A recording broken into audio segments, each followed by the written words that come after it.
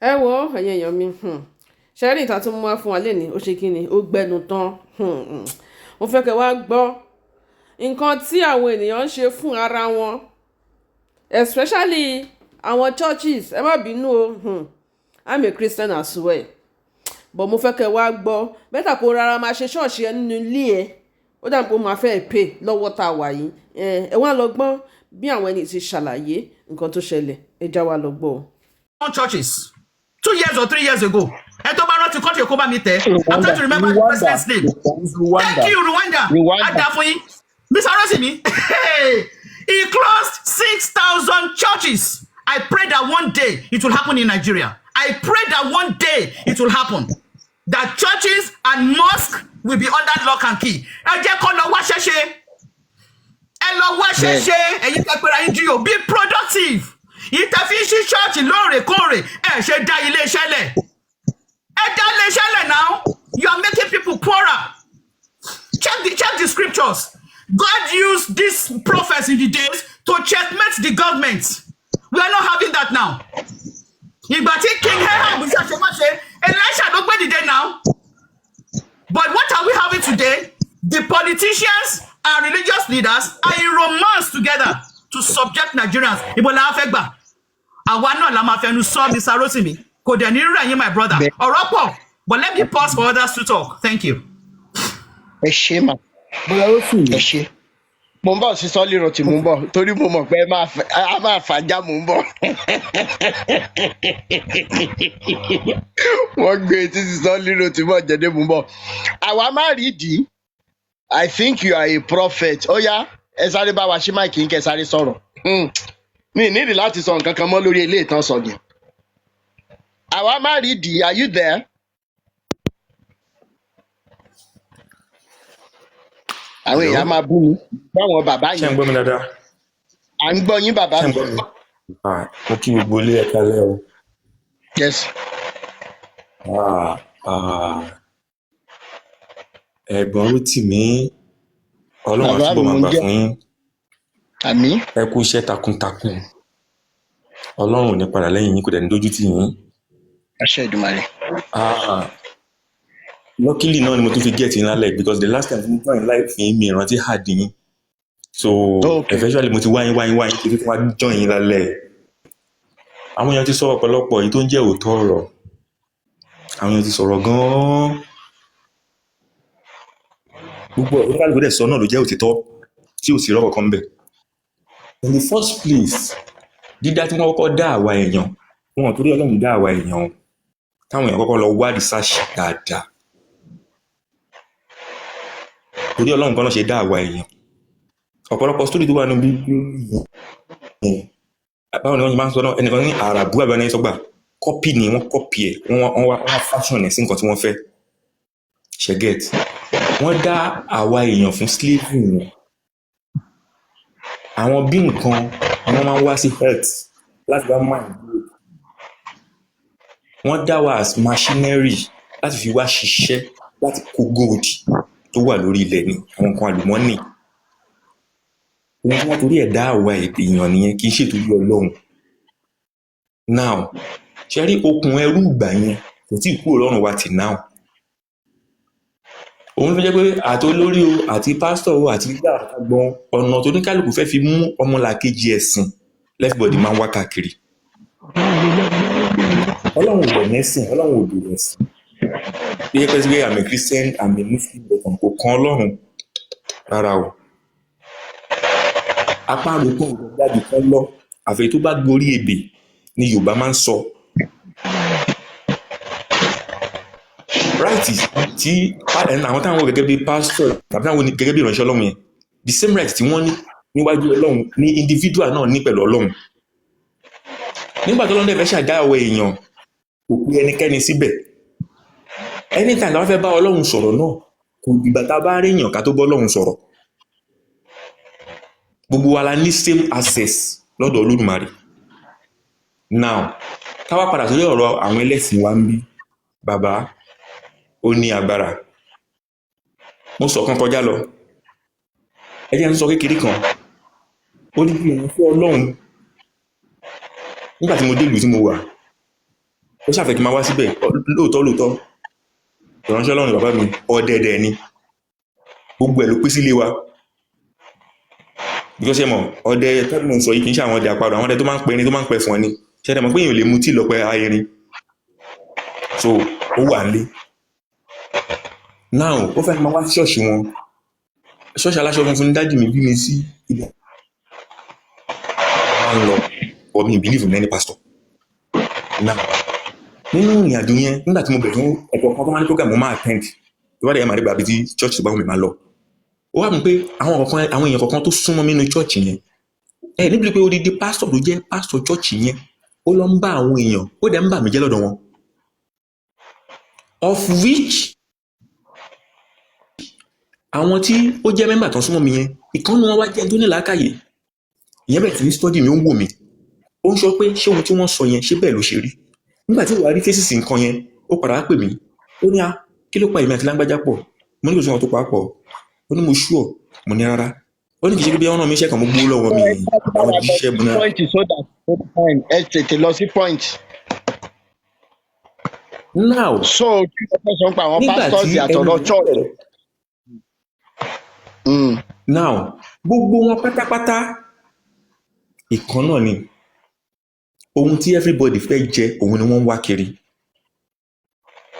ẹnì kan tó pé òun ìránṣẹ́ Ọlọ́run I'm telling you nínú ìṣòro tẹ̀yìn gbé wá làwọn ti fẹ́ tán ìṣòro táwọn ní ìyẹn ló jẹ́ kókó bẹ̀ ẹ jẹ́ kí n dákẹ́ báyìí. ìṣòro tẹ̀yìn gbé wá náà ti fẹ́ tán ìṣòro táwọn ní I love that thank you so much bàbá mi ó lẹ ti gbọ́ yẹn o.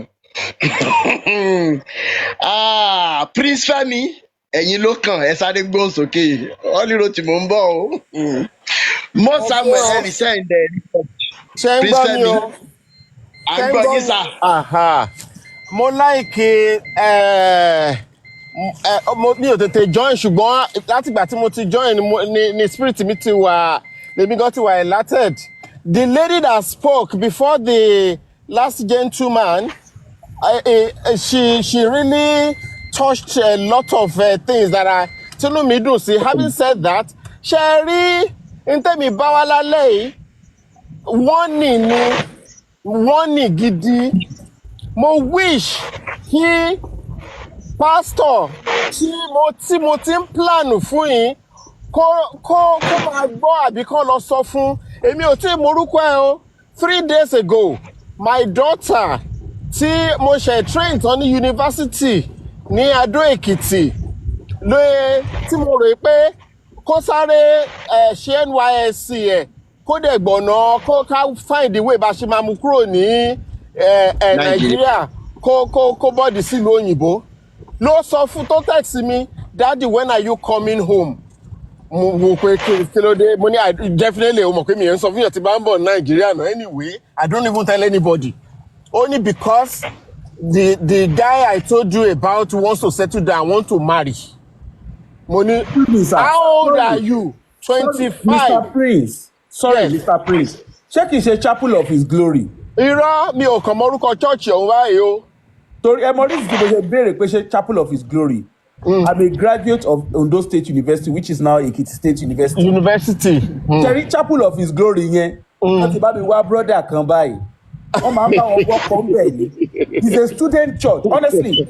mo mọ chọ́ọ̀chì yẹn kì í ṣe chọ́ọ̀chì yẹn ló ń lọ. ṣe rí ibi tí mo ti fẹ́ tí ọ̀rọ̀ etí tó ti kàn mí gbọ̀ngbọ̀ngbọ̀n lélẹ́yìí mo bá bínú pé ọmọ yìí kéré lóòótọ́ 25 ò kéré ní ọjọ́ orí ṣùgbọ́n in the Nigerian economy of today even in the world 25 ò kéré sí ọmọ tó bá lóun graduate tí ò dẹ̀ tí ní any income tí ò tí lọ kọ́kọ́ lọ serve ná tó bá kàn ṣe serve tán tó dẹ̀ bẹ̀rẹ̀ iṣẹ́ you bringing something home your husband náà at least 1 + 1 will be equal to 1 it can never be 1.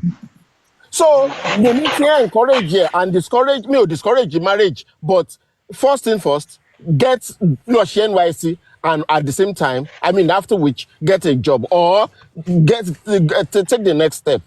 Nígbà tí mo máa gbọ́ wọ́n ní pé pastor ló sọ fún yín pé kó lọ ṣe wedding tí ò bá ṣe wedding ní yíyá ẹ kò ní ṣe wedding mọ́. No, I do. He's a man of God. báwo wá lẹ ṣe fẹ́ bá wa wá orúkọ pásítọ̀ yẹn ká tètè pariwo lórí. RD ẹ dúró ná Ẹni Prince àti RD ẹ dúró ná torí Adó mo ti lọ sí school Adó mo ti lọ sí university irú àwa báyìí wọ́n bá wa wá God's will but àwọn ò will God kankan nǹkan tó wà bẹ́ẹ̀ ni pé ṣé church tẹ́ ń sọ yìí is it in Adó Èkìtì? Adó Èkìtì lọmọ ń gbé Adó ló ti lọ sí school Adó náà ni prophet ti sọ̀rọ̀ fún. Ẹ dúró ná there are 3 churches there were 3 main churches tó jẹ́ pé student churches l'Adó although I'm talking of I don't think it is I think it is the church tí ìyá ẹ̀ ń lọ. Kí ló ń sọ church bẹ́ẹ̀ àní wọ́n ṣe research lọ́wọ́. Prince ẹ bá wa wórúkọ church yìí jáde ẹ ràn wá lọ́wọ́ rárá ẹ bá wa wórúkọ church yìí jáde ẹ bá wa wórúkọ jáde ẹ má forúkọ ẹ bá wa wórúkọ ẹ pọ mọ yín lórí fóònù sí pé kí lórúkọ jáde náà. church tí mo máa lọ fìbọn fọ́. ẹ dúró náà ìfọ̀tí ẹ dúró náà. Not yet. Prince ọjọ́ kí n fún yín ní clue. Kẹ̀dẹ̀ gbọ́ orúkọ pásítọ̀ yẹn. Ẹ dúró náà ẹ jẹ́ n fún yín ní clue. tó ṣe parí medicine. Prince ẹ kọ́kọ́ hold on. Uncle Prince ṣe ń gbọ́ sà. I know it is emotional. Mommy, and I know that it is very passionate. We know that. Ẹgbọ́n kan tí Sister Olilo ti ń sọ. So that we can this is one of those things where we need to get a solution. Ṣòye yín. Tí ọmọ sọ fún mo ní tí pásítọ̀ kan bá ní Prince ẹ dúró ná. There are 3 churches, there are 3 key churches. Ẹ fi 3 churches, ẹ fi àwọn churches tí yóò ta ní pé it doesn't even matter the name of the church or if students were dominated, if it's a dominated church, it doesn't even matter. The fact that one lunatic could tell my own daughter wípé tí ò bá marry ní year yìí kò ní marry mọ́.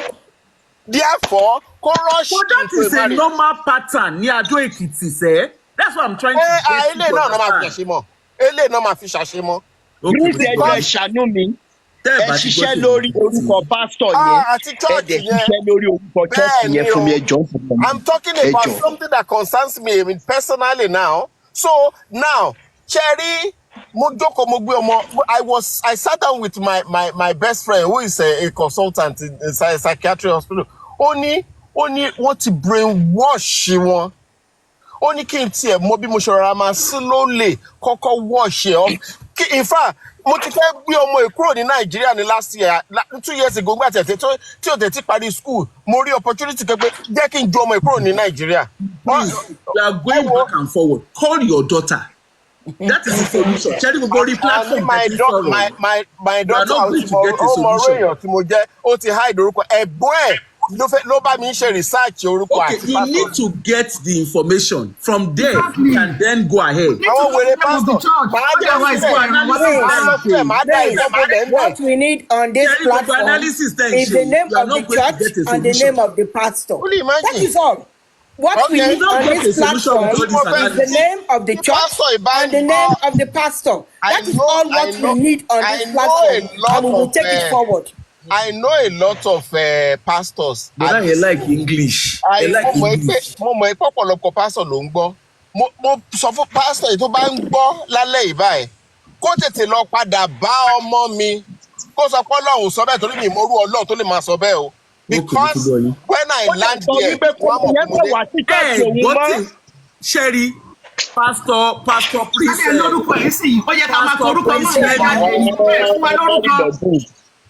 Kò ní marry mọ́ for life.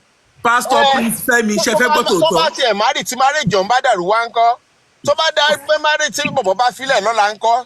Ẹ lọ wá orúkọ church. Stop putting the horse before the cat now. Lóye mi ẹ má wọrí. Listen, ẹni sùúrù Prince ẹni sùúrù sà ẹni sùúrù ẹ jọ̀ọ́ mo fọwọ́ bí yín ṣé yẹ yín àgbàlagbà lè àbá báyìí sí ẹ jọ̀ọ́ ẹni sùúrù ṣé yẹ yín nǹkan tá à ń sọ nǹkan very easy ni ẹ kàn sọ ni very easy solution.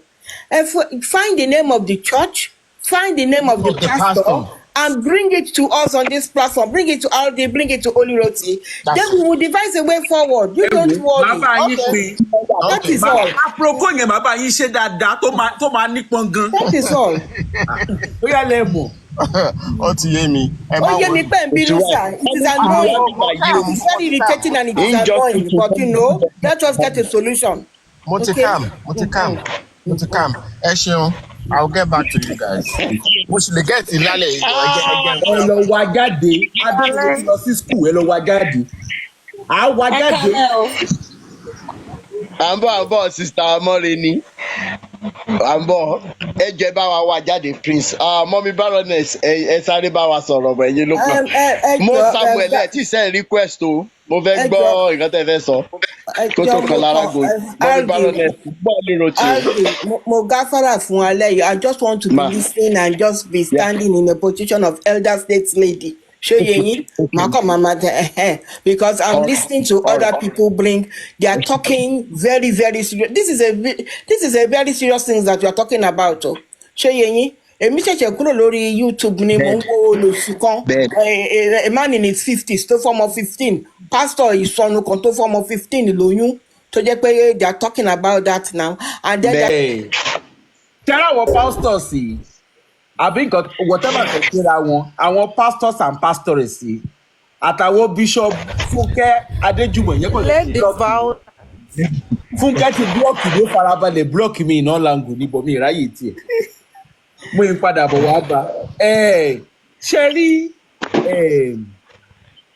àwọn pastors yìí or the god of men I call them the god of men and god of men and women ṣe rí gbogbo wọn èèyàn tó máa ba ayé ẹ̀ jẹ́ ló ń wá àgbàrá ò lóhùn òwòlé onílé ni ò ní gbà fún olùrọ̀ tó wà lọ. àníkọ́ tí mo dẹ̀ wá láìkì ni pé ṣe rí díẹ̀ yìí àwọn apprentice wọ́n ti wá bẹ̀rẹ̀ sí í gbẹnu sí mike. bẹ́ẹ̀ni.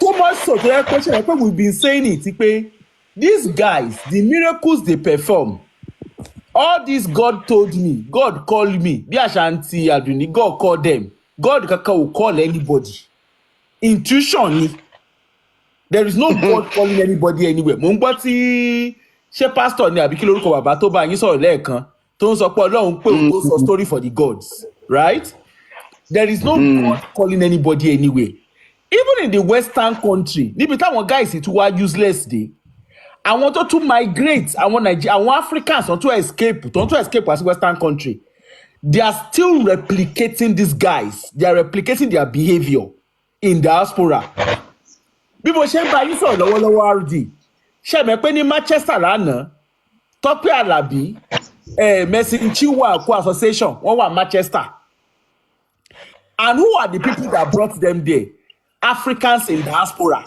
just the same way they replicate and bring their corrupt leaders their corrupt political leaders to Cheltenham House and all whatnot that's what they are doing àná alánà ní Scotland ìwà bíbí right Isaac Oyedepo Dunsi Oyekan àti Praise whatever that one calls himself wọ́n kóra wá sábàdín ṣe mẹ́ pé we had a red weather warning lánàá and these guys came to Aberdeen wọ́n dẹ̀ ń pa irọ́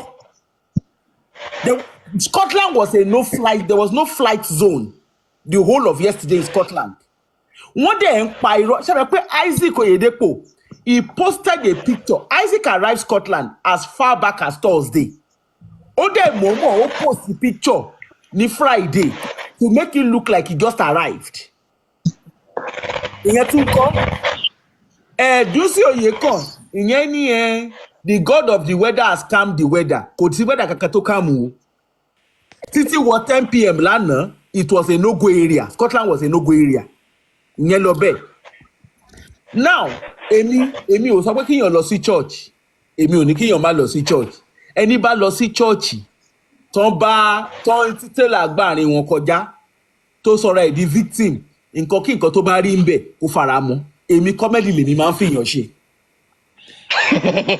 now àwọn kí náà porúkọ ẹ̀ the awareness that we have a lot of awareness there is so much awareness across different platforms people are saying it the way they can say it people are posting evidence that they can see if you carry yourself and now make yourself a victim of these guys because ìyẹn lòun bàbá confam àbí kíni I don't know what he says but ìgbà tẹ́ ẹ̀ ń kakiri I was like tí ìbá ń ṣe pé èèyàn need tí ìbá ń ṣe pé ó need the mental assessment ó pèrè ní bàbá confam and some idiots will put their head under him they will be listening. Mike Bamiloye, I was talking about him earlier on my page. Ìyẹn tiẹ̀ ó lóun rí mark of the beast kí ló ń pè ní mark of the beast kí ni microchip you know the underskin microchip ló ń pè ní mark of the beast. Idiot ẹ̀ ó dẹ̀ ń wọ smartphone níyàn tó ń sọ̀rọ̀ mark of the beast ó ń wọ smartphone ó ń wọ smartwatch ó dẹ̀ ń lo smartphone meanwhile he's analysing mark of the beast. And you know, when I read the stuff on his page, I was like, this guy, of course, kì í ṣe fault ẹ̀ ìgbà tó yẹ kó lọ sí school ló ń sọ God call me. And of course, when we look at it now, the easiest and the most desirable profession in Nigeria right now is being a pastor. Tajà tẹnu ló ń sọ̀rọ̀ ẹ̀ di pastor. Ọ̀rọ̀ lórí God call me náà ní gbogbo ẹ̀. And unfortunately, those of us in the diaspora, we are also enabling them because you will send money in the name of black task. We will send money to our families at home.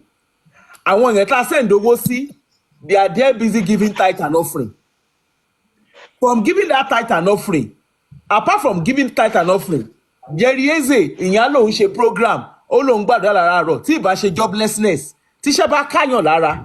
Kò ní ráyè láti sọ pé òun pray. They will pray for 2 hours, 3 hours. Gbogbo ẹ̀ náà ọ̀rọ̀ lórí let us give online offering ni. They will give online offering. Kò sírú currency tí Jẹ̀rẹ̀ẹ́sẹ̀ ò ní tí ò fi kí n gbowó ń tiẹ̀. And our people are busy empowering them. Those of us in the diaspora, me, I want to talk to us as a person. What gets me, I'm sorry to interrupt, but what gets me, you will see the bank account and the short number scrolling across the screen. You will never see any scripture. And then the prayer is it your prayer? Sounding like inmates of a lunatic asylum. I don't understand. Step up. Nǹkan tó máa ń ṣe ní ìsìn bá ti ṣe gbogbo yẹn díẹ̀ àwa bẹ̀rẹ̀ oh God á bẹ̀rẹ̀ sí máa sunkún emotional blackmail ni. And you will see people crying. You understand? But you see those of us in the diaspora, àwa mo fẹ́ fà létí. Okay, let's say those of us in Africa, those people in Africa, let's say they have the time and luxury. Because in Africa, you know, time does not count for them. They have a lot of time in their hands, so they do and undo. Olúkálùkù ọ̀gá ara wọn ni wọ́n. But in the diaspora, nínú snow burúkú, wọ́n á tún mú owó wọn, wọ́n á kó fáwọn pastor idiot. Nínú snow burúkú yìí, no máa kọ́ àwọn kí náà porúkọ ẹ̀, no máa tún invite. As I sit down, as I'm talking to you right now, Mommy Baroness, do you know that all the gospel musicians, they are currently in the UK. They are hustling as I speak to you in the UK. And the people who invited them, they are the diasporans. And I would have expected that these guys, okay, look at Mercy Chinwo. Ohun àti manager one drag the $300,000. In your turn, drag the $300,000. Don't you know that she has so much in her account? Absolutely. Meanwhile, those of us in the diaspora, instead of us to be showing them red card, instead of us to be resenting them, because you see these guys are thriving because people continue to go to their churches. They are thriving because people continue to patronize them. And because we continue to patronize them, right, these guys continue to thrive. And the evil they perpetuate continues. Kí ló porúkọ ẹ̀? Bọ̀bọ́ yìí Òjó, kí ló porúkọ bọ̀bọ́ Òjó yìí? Sunday Òjó lórúkọ ẹ̀. Táíwò Òjó. A lot of people tó máa ń ṣe amen lórí page ẹ̀, diaspora náà wà. Okay? And the guy we say he has program. One of the days, because RD keeps talking about him, I was forced to even go and find out who the hell he is. And I looked at the guy, I was like, ṣé yóò tí àwọn èèyàn ń tẹ́rí sílẹ̀ fún lélẹ̀? And there are a lot of them like that too. You will early in the morning, you will see that they will be doing amen. Amen. Gbogbo wọn sọ tourist center, ibi tó yẹ káwọn èèyàn máa lò fún hiking. Wọ́n sọ orí òkè, wọ́n sọ àwọn hiking spot, wọ́n sọ the prayer ground. Someone sọ tó yẹ pé àròlé lásán, àròlé comedian. You know, like play like fire like play. Ó wá sí UK, ó ṣe kíẹ̀tì. Because there is no free money abroad. Ó padà sí Nàìjíríà báyìí. Ojo Yemade ó lay hand on them. Bó ṣe sọ̀rọ̀ ẹ̀ di pastor sọ̀rọ̀ gan nìyẹn. Òun náà ti gbèsè káwọn èèyàn náà lọ sórí hiking grand. Right? And those of us in diaspora, we continue to empower these guys. Because if these guys want to come to the diaspora, and we in the diaspora refuse to allow them, because we are the ones that are applying, we are the ones that are helping them to apply for visas. If we stop doing that for them, look at this guy. In short, you won't believe. Dùsí Oyèkán àti Isaac wọ́n kó wọn wá sí Scotland. Wọ́n ní Ọlọ́run sọ fún wọn pé outpouring máa ṣẹlẹ̀ ní abroad. Gbogbo outpouring tó ṣe ní Nàìjíríà ó underdeveloped Nàìjíríà ni. The infrastructure in Nigeria is not working. Nigeria is underdeveloped, and these guys are thriving based on the underdevelopment of Nigeria. All the industrial area, once of the church. How can people go and be praying? They built churches in industrial area, and you are going there to go and be praying. In that same building, you are going there to go and be praying for job. What is that not the height of stupidity?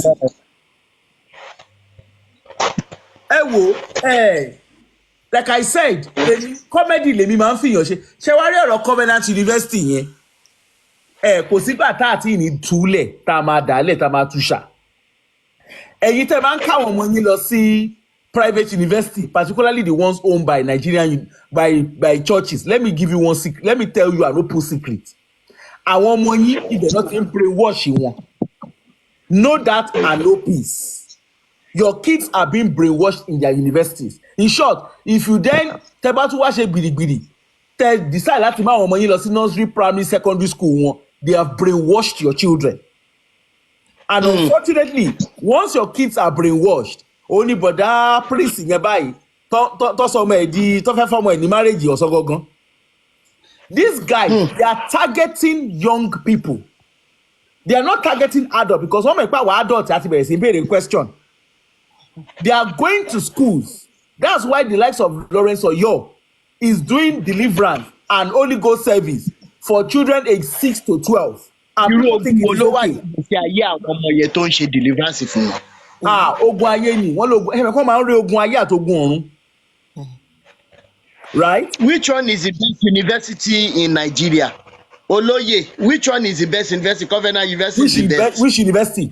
Don't let me gbẹnu sí láì ọ̀rọ̀ Covenant University o. Ẹ jọ̀ọ́ mo fẹ́ bèrè àwọn degree tí wọ́n gbà ní Covenant University, is it recognized by mainstream universities abroad? I'm just asking. Which mainstream university? Which mainstream university is recognized? I finished from CU. Okay. Bro, the last time I spoke on your platform, I said it. I mentioned this Jerry Eze and Pastor Bolaji's case. That I said those people, they are not even doing this for any religious motive again. It's just because of the impression they get on those platforms. They bury Ennis, Tom and Get, to YouTube for across all platforms, even Facebook. Share it. We must bring someone, share it. They are looking for impressions, engagement every day. Prayers, and the prayer doesn't have any effect on the economy. It's even getting worse by the day. So now the problem is just like Oli has mentioned, we are the one enabling these guys, right? Ben, Once you send money home, and then whoever you send money to, takes out of the money to give offering or tithe. Now, target naira more. Dollars, Zelle, everyone to man this Zelle. Pounds and dollars. All those are currencies. Those are their targets now.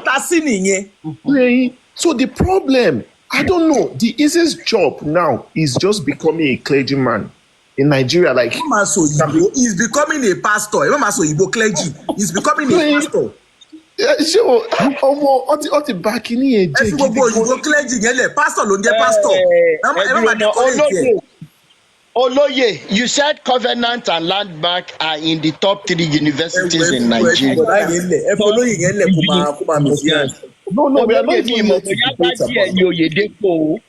Mi mọ̀ bóyá ara ilé ẹ̀ ní ẹni tó ní Landmark and everything. But sórí lórí page wa, on our page, because we don't joke around, we don't fool around. We will give you the benefit of doubt that you don't know what we're doing on our page. Next time you throw tantrums, we'll give you woto. Rarity, the way we will give it to you. But today you are pardoned. If you don't have the level of IQ that can carry what we're doing on our page, when you see me, you think it is fashion I'm wearing. Say Fadia 2025, you think it is because of fashion I'm wearing this. With all the things that people have said before, the best university, that they are paying a PhD holder 142,000 naira, and you are there, you are talking this. Are you normal? Can you even ask him? And you also say Covenant and Landmark is the best university. Ask him. Oyedepo, I can tell you confidently, Bishop David Oyedepo, none of his children went to the university that he created. Does that not tell you something? So here's the thing. I can speak much on that, but we are not here to talk about education. So I just want to leave that conversation for now. But I just want to correct one impression about the fact that, not a man brainwashing. No, if you look at the majority of students, if you look at the demography of students in CU, 60 or 65% of them, we attend winners like family church. Do you understand? So I'm just correcting that impression. Okay, let me then correct you. My younger brother, I went to Winners Chapel. I was part of, and in short, I'm a shareholder of Covenant University because my money was used to build Covenant University. Okay? I went to Winners for 14 years. And I was part of... pàtẹ́wọ́ fún Oliroti. Oliroti gbé sùúrù jẹ́ ẹ bá ń pàtẹ́wọ́ fún Oliroti. Ẹ bá ń pàtẹ́wọ́ fún sísà yẹn. Use clap button for Ramabeg. Continue, fire on. I was a member of Winners for 14 years, okay? And apart from being a member of Winners, I actually, my money, you know pong-pong, you know what they call pong-pong? I don't know what, but Roti Beg, you know pong-pong in English? Pong-pong, headpan. Headpan. I carried headpan for build that year Covenant University. So when you are talking about Covenant University, say it. Don't say it to people that know how it was built. See. I'm wait. Calm down. Let me talk. You know me. I'm a supporter of what you do here. My so younger I'm not brother, listen. My younger brother went to Covenant University. Okay. My younger brother went to Covenant University. Okay. When he went to Covenant University, it was I think they were the second or third set of Covenant University. Right? When he went to Covenant University as a normal child. I am telling you, most of our school, I'm talking as in, I know what I'm saying. He went to Covenant University as a normal child. But time, I think till now, one man around Jenny school, I'm asking one Bam of Gilead, I'm asking health center. One kids on Jenny Covenant University, except they start cooking now. One also they buy their food. They don't allow them to use phone. One man dictates aṣọ tó máa wọ̀ ni. They have to wear suit. Pericadilly gbogbo ẹ̀ la máa ń rà fún. This one no be say somebody tell me na wetin I do. Na me paying fee. Na ọmọ ìyá mi ọmọ bàbá mi. You don't lie now. I teach there for over 7 years. I now they will force them. They force them to go to chapel. Seth àbúrò mi was the same set as Steve Oga. If you know, Steve Oga is the husband of Love Oga. Oyedepo's Faith Oyedepo's third child, not Oyedepo's third child. Faith Oyedepo's third child. Okay? My brother was a classmate of Steve. They finished the same year. Just in case you don't know, Steve was a product of Covenant University. I'm not disputing what you're saying. It was in Covenant Not to so àbúrò mi di àpàpàǹdodo winners member tí di ọ̀la. David ti kúrò. but As I speak to what you I'm- now, he's now he's a assistant pastor in winners. Àbúrò mi, this is not for me. I always blame myself. Okay? Because ìgbà tó lọ sí covenant, ọmọ yẹn ò fẹ́ lọ. Kí ló yẹ kó lọ? Kí ló korúkọ 7 Days Adventist University ló yẹ kó lọ. Bowen.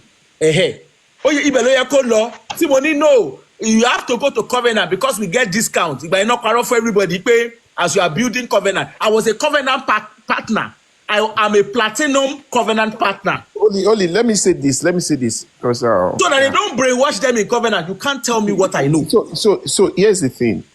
I'm a pursuit and package of CU.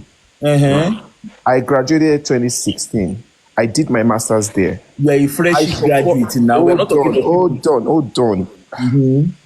See, I support what Bro wrote to me. I don't even want this conversation to go to it's not about education, which school is the best. But we will say what we have to say. We cannot avoid it. The way you're sounding, I just need to correct what you're saying. What are you correcting? Okay, the fact that you said, like, most of the people that attended covenants, like, that is where they brainwash them. Yes, I said it and I'm not taking back my words. Okay, I don't hear you. Yeah, I said it and I'm not taking back my words. One question I want to ask is Covenant University the one of is it Oyedepo? How many of his children went to that university? None. I can tell you authoritatively, none. None of them. They didn't do first degree, anything. Nothing. Madam, you are just take it calmly. What I'm saying is, university, you are making it sound. I know so many people that are even Muslims that attended the school that were even my classmates, right? But I'm not concerned about anybody. The question I'm asking is very specific. The founder of this university, how many of his own children attended the university which he created? No, that's not the conversation I'm having. I'm not having that conversation. No. No, see, please, don't see me. Don't see me. Hold on, Grace. I beg, no. Hold on, Grace. When we talk about hold on, Gray, my brother. Hold on. You be my student, sir, because 2016 when you come up for school, I was already one of your lecturers. See, when we talk about the decadence. Sorry, what's her name? No, you can't just. No, I'm not going to discuss my name. If you finish 2016, I started lecturing 2015. Orukole, I'm your lecturer. Show to here, students ni wo. When we talk about the decadence of religion, we need to talk on every aspect that religion has branched in Nigeria. This is what I and there is no way we are going further now. Gray. No, you just made some statements. I need to fast check. What's your name? I'll look it up now. Can you imagine? You're saying you are my lecturer. My lecturer for where? Are you okay? Kí ló kọ pẹ̀lú name sare ẹjọ́ gbádùn. Crush Queen. Ọ̀rọ̀ we know you gbádùn now. No, take my name do. You know what? Dr. Akinyemi You can imagine. Èmi lecturer was students. You can just imagine. Cherry Covenant University. If anybody knows about winners, Cherry winners. Edurema Binujari. Great. I appreciate you for being part of the liberation group, but lórí ìkànnì wa, we won't disrespect àwọn tí ó jẹ́ àgbàlagbà wa, please. And when we talk here, the people who have been there even before you went there, they are speaking with facts. It is not a direct hit on anybody. It's all about what we're talking about concerning this liberation. When we talk about how they are grooming our children, I think any sane person will not even allow their children to be part of those organizations they call their schools. For example, you just said it now, which is another gunshot. Let's say Oyedepo. You said Muslims are also part of the students in school. But the same Oyedepo, who is the owner of this school, says that nobody will come to him in the name of Allah and he will feed them. When he said that, Was Oyedepo in his right frame of mind, knowing fully well that Muslims are part of the people that are funding his insatiable lifestyle? Was he thinking about that? And all these things, either you like it or not, they are interwoven, they are interconnected.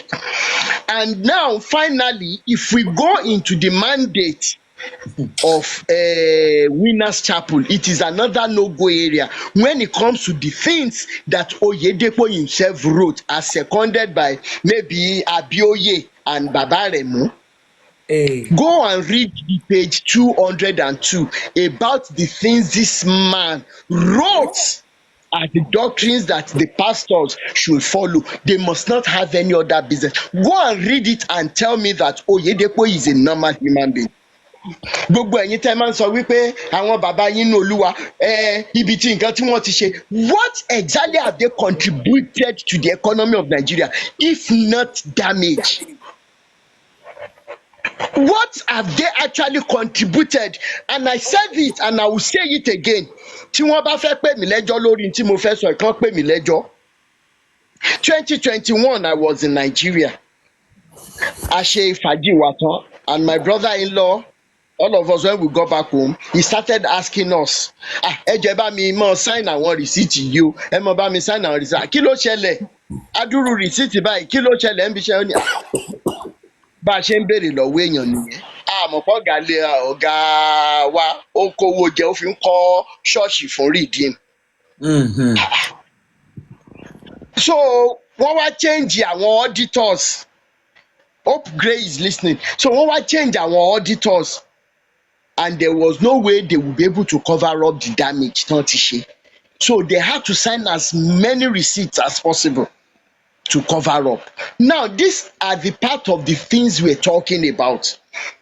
Then when you say that a particular school is one of the best, in what perspective? In grooming our children to become slaves like they have made our parents? Yes, they might be one of the best in doing that. But as far as the schools in Nigeria are concerned, èèyàn máa gbé Unilag, á gbé Ife, á gbé UI, á wá gbé sábẹ́ Covenant University. Then the people who do the rating, they must be called forward for questioning. And you and I know that there is nothing they cannot do to get whatever they want to get. Orúkọ lásán ni. That being said, the fact that people throw out here, they are not just mess, and I'm so happy that the likes of Crunch Queen could even go deeper today, when, of course, before now, Oli Roti has been giving us so many beautiful insights that would easily open the minds of those who are willing to be liberated. Kì í ṣọlọ́ọ̀ lẹ lọ sí. Ṣé gbé yín sáré pẹ̀lú evidence? Ṣé kí n tún gbé yín sáré? Okay, ma. When I joined 2015, please listen attentively. Ẹ má bínú. I came in from the UK there with my masters. Ṣóyè yín. So they loved my CV and they said, okay, we are going to fund your PhD. Wọ́n wá fún wa ní bond, gbogbo wa náà la sign bond. So nínú bond yẹn, you will do your PhD for 3 years, and after that, you will serve them for 6 years. That is 1 year of PhD, you will serve them for 2 more years. So at the end of the day, you will be entrapped to serve them for a total of 9 years. So once you are done with your PhD, you have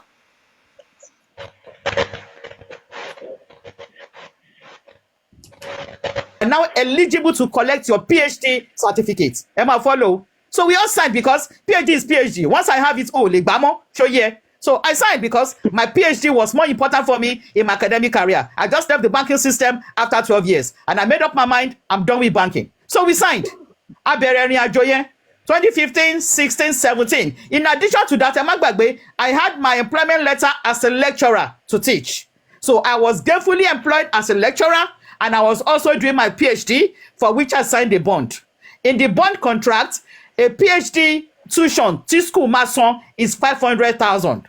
So that means at the end of the day, after 3 years, 1.5 million ni school saw on my behalf. Abi or easy. So even if I want to walk away, you can repay 1.5 for one. That was what we all had in mind. Once I'm done with my PhD, I'm not serving anybody for 6 years. Once I get a job, I'm japa. I finished my PhD in 2.5 years. I'm not serving anything. But along the line, mi ò tètè ríṣẹ́, so I was still teaching because I love my job. By 2021, I had the great impression to even say, let me even ask them, we say, okay, if I resign today, how much am I paying back to the school? Ṣé ẹ jókòó dáadáa? By the time they wrote me letter, Mr. Rotimi, I was to pay 2.9 million in 2021 if I'm to collect my certificate. That is double of what they paid. Àdákùlówó winners. Àdákùlówó. Evidence letter wa. What was the logic behind that one? Oh, Baroness. Oh, my Oliroti. In that breakdown, they had to take back 50% of what they paid me legally as a lecturer. Mogbesara. But I looked at my bottom line. I looked at my savings. I don't get 2.9. Modake. Oliroti, and I'm here to confirm everything you are saying, sister. Me, who am I want here? The following year, March, I said no. Let me ask them again. Èló yẹn kù, at least ó yẹ kó tiẹ̀ ti lọlẹ̀. Gbogbo kan mi ní pé kí wọ́n mú ènìyàn tẹ̀tí kúrò lórí ẹ̀. Mr. Rotimi, by the time I wrote to establishment, how much am I owing? Or how much is my obligation? I want my certificate. I just wanted that pali. Mr. Rotimi, by the time they wrote me letter in April, I was to pay 2.1 million. As at that time, mo ti lọ ọdún mẹ́fà. 2015 to 2021. 2.1 million. And I asked the guy, are you sure pé o calculated dada? Last year, tí mo wá bí yín ẹni 2.9, almost a year after. Ṣé just bí 700 ló kúrò lórí ẹni? Bọ̀bọ́ yẹn ṣáà ń wò mí. Mo ní okay, inú ti wá bí mo ní ṣé kò jù yín lọ ní ẹ? I raised the money within 3 days. Mo gba pálí mi. What am I trying to say? They funded my tuition, academic tuition for 1.5 million, 2015. By the time mo ma gba pálí mi ní 2021, no, ní 2022 April, Mr. Rotimi, I paid 2.1 million plus. Mo gba pálí. Mo gba. Sherry, kò sí bó ṣe máa sọ̀rọ̀ yìí, my brother. Ṣé kí n bust the brain yìí? Ó yá bust ẹ̀. Kẹ́rí àbúrò mi tó jẹ́ assistant pastor ní Winners. Ìyàwó ẹ̀ ń teach ní Faith Academy. Faith Academy is kí náà korúkọ ẹ̀ is their secondary school. Heritage is their primary school. She was teaching in their secondary school. Ẹ̀bẹ̀rẹ̀ pẹ̀lú ní salary ẹ̀ take home pay every month is 60,000 naira, right? Ẹ̀dúró náà, that is on paper. That is her take home pay. Now, because she's a wife of an assistant pastor and she's a member of Winners, they will remove tithes before they give her her salary. Then if she pledges, tó bá ṣe pledge, wọ́n máa yọ pledge kúrò. Ìgbà tó máa fún ní take home pay ní ìyálé ilé, odindi ìyálé ilé. Ìgbà tó máa fún ní take home pay, tó máa owó tó pọ̀ jù tó ń sọ fún rí is 35,000 naira. Okay? Ìyálé ilé nìyẹn o. Oliroti ò parọ́ o. Which is why you remember I asked the front queen that they tithe before they give you the money, because that is what I had heard. I had heard that they actually take tax before they give you the salary. But if you reflect on your payslip as tithe, one you cost it, so I don't know what possible. But you appear as tithe, but something to do as tithe. So maybe I don't know. Hold on. Again, tún parọ́ kọ̀ fún yín. Àbúrò mi tó tún jẹ́ pastor tọ́lọ́run yìí máa bá wa yọ kúrò ní Winners yẹn. Ó máa ń ṣe contract. He does his own job. He's a consultant. Now, ó ṣe contract fún Winners, right? He does several contracts, but he did this particular contract recently. Eléyìí ó ṣe pé wọ́n ní is a recent thing. Tẹ́mi àti èyí táyì sọ̀rọ̀ síra wa lórí ètò blọ́ọ̀kì mi tó ìpè mí ní Antichrist and Brother Christ. Ó ṣe contract nínú contract 4 million naira. Nígbà tó sọ pé àwọn yọ oríṣiríṣi, wọ́n ṣàyọ owó covenant kìíní kan, act of covenant offering, gbogbo nonsense whatever. Ẹ̀bẹ̀rẹ̀ pẹ̀lú náà kó fọ́gbọ́n nínú 4 million. Wọ́n kó 1.3 fún. Ṣé ń gbọ́ 1.3 million náà kó lè lọ́wọ́. Okay? Now, you see the Winners, eh? Me, I don't know of any other church. Actually, Winners Chapel. I can speak of Winners Chapel confidently because I was part of the account team that set up a central account. So I can tell you confidently how Winners Chapel operates. Confidently ni. Ní ìta ń sọ yìí, mandate ò ṣe mandate. Ṣé báwo a lọ́kọ́ ní Rockefeller? Àwa tá a lọ sí Wóbìlélẹ̀ tọ́kọ̀ wa ní Rockefeller. Oníròtì ẹjọ́ torí ọ̀la ẹ má tún gbé mi gba Rockefeller ìkọjá lálẹ́. Oníròtì, ẹni sùúrù sister mi.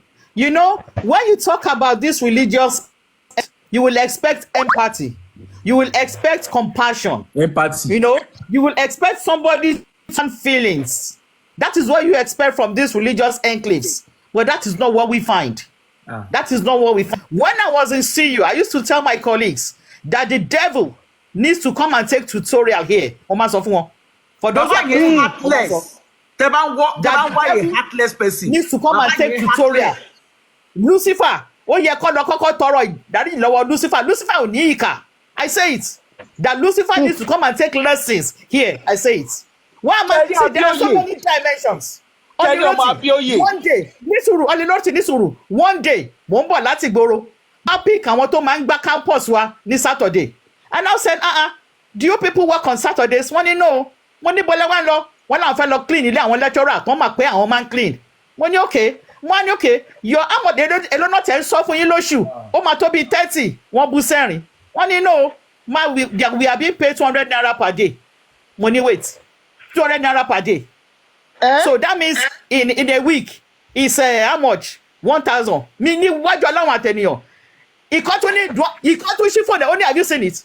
Have you seen what they paid me? Àwọn tó ṣiṣẹ́ ní pure water factory ńkọ́? Àbáwọn tó ṣiṣẹ́ ní Dominion Ministry. Ó ní tẹ́lẹ̀ 15,000 ló ń sọ fáwọn lóṣù.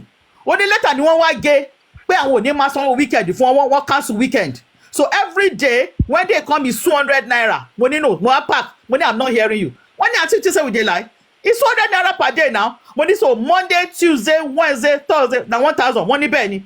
So in a month now 4,000. One time about to want to deduct you know what. I'm talking about Covenant University, not any other university. I was there. So kò sí bá ṣe fẹ́ sọ̀rọ̀ yìí tá ní sober establishment wọ́n dá sílẹ̀. They are making people poorer. Even the schools. Ladies, you are describing an establishment of educated slaves. And even their secondary school and their primary school, they thrive on voluntary work.